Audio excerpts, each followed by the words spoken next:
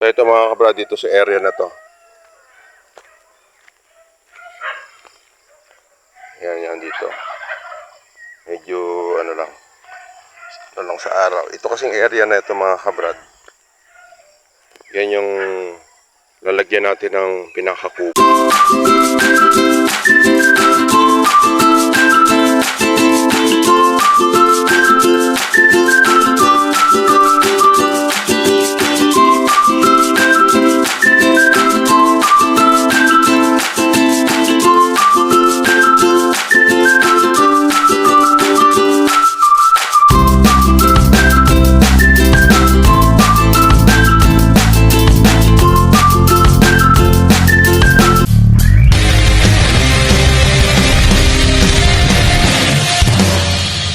So ay mga brad, isang napakagandang umaga po sa atin lahat. At ngayon muli nandito ulit tayo sa ating mini farm. Bago tayo pumasok sa trabaho, diretso muna tayo dito. Dahil ang oras pa lang naman ay 7 sharp. Ngayon, kasi anong susunod natin gagawin dahil natapos na yung Poso Negro. Dito naman gagawa tayo dito ng isang kubo. Ayan. Kubo. Dito sa ano na to. Sa lugar na yan. So ito mga kabrad, dito sa area na to. Yan dito.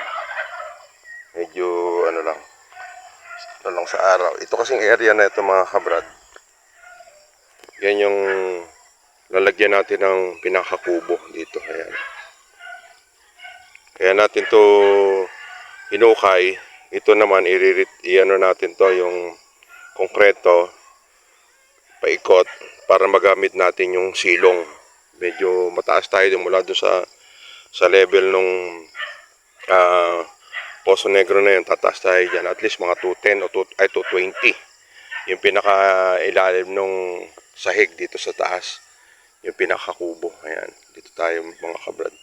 Ito yung susunod natin project ngayon na paunti-unti uumpisahan na natin.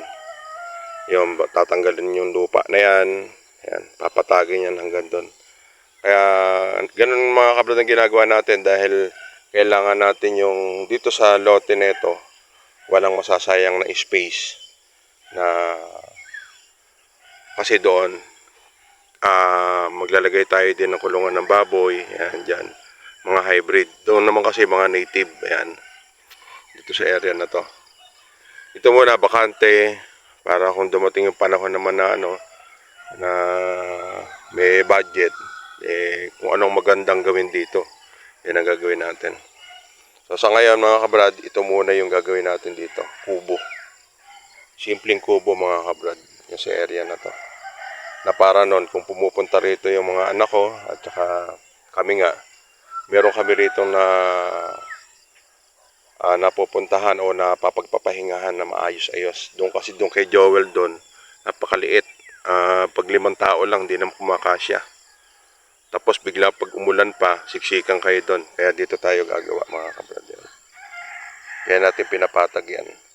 Ngayon, yung lupa na tinanggal natin dito, inilagay natin doon. At tapos ipapakalat natin doon sa area na medyo mababa para medyo tumaas-taas. Para hindi mag-stuck yung tubig. At bukod doon, pwede na natin ito magamit na pang-elevate, pantambak doon sa gagawin natin kulungan ng baboy dito sa area na yan. So yun. Abangan nyo mga kabrad itong unti-unting gagawin natin kubo. Ito naman matagal-tagal to mga kabrad dahil wala tayong budget dito. Kumbaga, kung ano lang yung sasahurin natin, yun lang yung pambibili natin ng materyales. Tapos yung gagawa paunti-unti lang din si Mimoy kasi si Mimoy nasa trabaho din. Minsan hinihiram ko siya para maghukay dito. Tapos meron tayong isang tao, si Be. Yun yung sa isang linggo, minsan 4, yung kung may aabutin siya ng budget ko, doon lang siya gumagawa. Kaya matagal-tagal na project to mga kabrad. Matagal-tagal to magagawa. Dahil meron din tayong pinag-iipunan. Katuwang ko rito yung aking misis saka yung mga anak ko na pinag-iipunan namin dito yung magkaroon ng kuryente. Kasi pagka nagkaroon ng kuryente rito, makakapag-welding na tayo dyan. Kasi ang bala ko dito, yari lang sa mga tubular, yung gagawin nating kubo rito. Ayan, dito mga kabrad.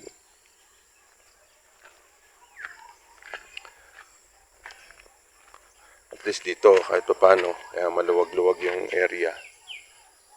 Ayan. Tapos yan, order pa tayo ng buhangin, graba, yung hollow blocks natin ko konti na lang. Ayan. Kahapon naman mga kabrad, ito ang inano natin, yung mga sitaw. Ito, nalagyan na natin ng sitaw yan mga kabrad. Lahat yan. Iniintay na lang natin yung pagsulpot ng iba dito. Dito, ayan. Tapos yung iba naman nating Madre de Agua, ito meron na siyang usbong. Kaya buhay na mga kabrad. So ito, yan, meron ng tanim na sitaw. Tapos sa gabi naman dito, meron tayong tanim na okra. Kahapon yon Sunday. Ayan dito. May tanim tayong okra dyan. Ayan. Tapos yung meron tayong dalawang buko. Ayan dito natin palalagay yung buko tsaka doon.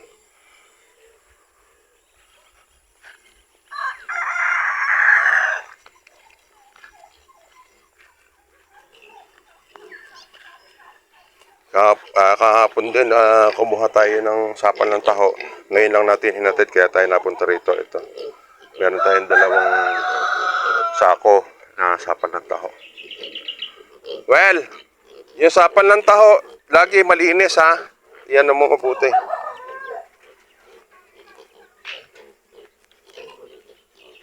So ito yung ating inawat. Hindi tayo nakabili ng pre-starter nila pero mamaya pasisingit natin kay Joel. Ayun, kakape muna tayo. Kape. Kape muna, kape.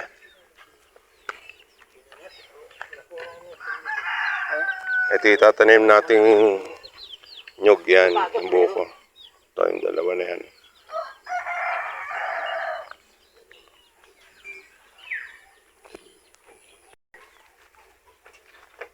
Para may hinahabol doon, well, na ano manok. Aso? Yan yung manok nun.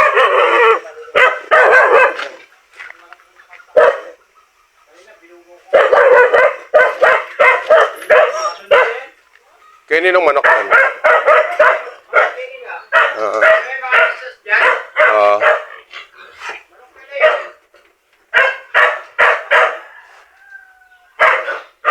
Oo nga, yung asong puti, oh. Ang habol ng ano.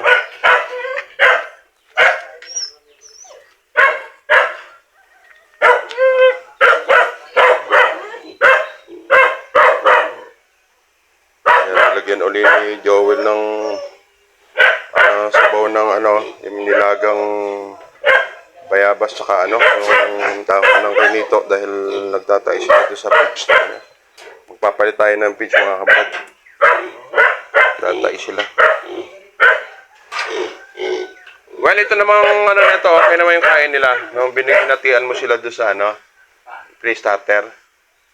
Oo. Okay lang. Yung ginagawa ko dyan, di ba naglaga ng bayabas sa ano, dito.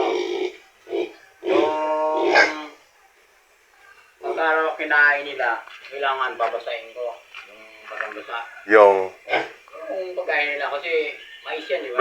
ay, oh. Yung ginagawa ko, haluan ko yung pagkain ng mga biig. Oo. Saka ako sasama doon sa tubig na bayabas. Kanakain naman nila eh. Ayun, oo. Para at least pati masimot pati yung ano, di ba? Hindi na nakubos eh. Para silang manok eh. Hindi, ang ano ko nga, yung the citizen. Dami yung dito eh. Pero kumain na to. Yung ano lang, yung bake lang patak eh.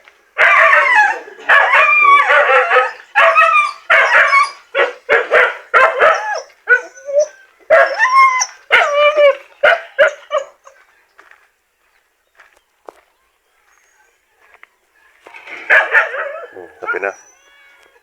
Be, turo ko nga muna sa iyo, ano, halika. Turuan muna natin kay Be yung kanyang gagawin ngayong araw na to. Kapon, nihintay ka rin nila Kalolong ah. Nihintay ka ni Kalolong. Meron daw kayo doon. Ano to? Lilimasin niyo ba yan? Hindi ako sure. Ano doon? Lilimasin niyo ba yan? Ano ba lilimasin niyo ron? Ayun, dyan. May isda.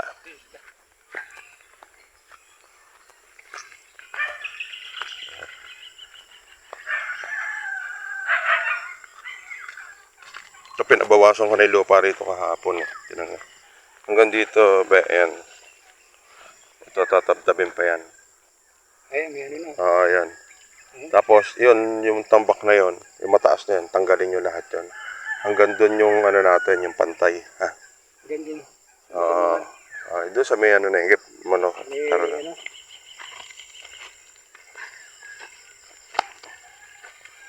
Yan. Hanggang dyan sa damo na yan.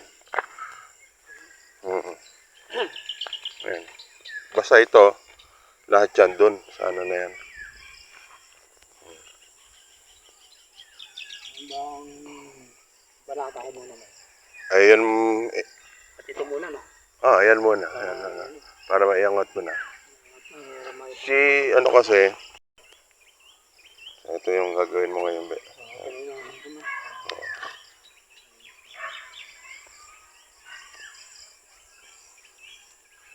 Kaya mga kabrad, antayin nyo itong project namin na medyo matagal-tagal nga lang to dahil siyempre walang budget pa, unti-unti lang. Kaya ang tao ko lang dito, ayan o, may sibe lang. Kumbaga kaysa sa ako gumawa. Pag ako gumawa ng gagawin ni Be dito maghuhukay, wala, at least sa akin kahit pa paano may natitira pa. Iba pa yung pampasahod sa kanya, may natitira pa sa sahod ko, pambili naman ng simento. Ayan. Unti-unti lang yan, mahiraraos din to. Kubo na yan. Simpleng kubo lang naman to, nangyayari sa tubular. Ayan.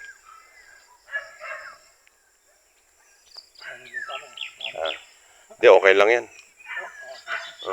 Lahat ng area na mababa. Ano ka na? Jackpot ka naman, Ha? Sige, upa pa lang. Sayang eh. Para Sayang. kang bumili ng lupa. Hindi, yung kasi magagamit natin yon sa ano doon. Ganda. Ito yung naunahan ko man, Yan muna. Malinis. Yung guhit na yan. Yan muna. Tapos, pantay yung... Nakalimutan ko magana ng nibil, Jose. Para manibil nyo. Ito nga lang, hindi na ano eh.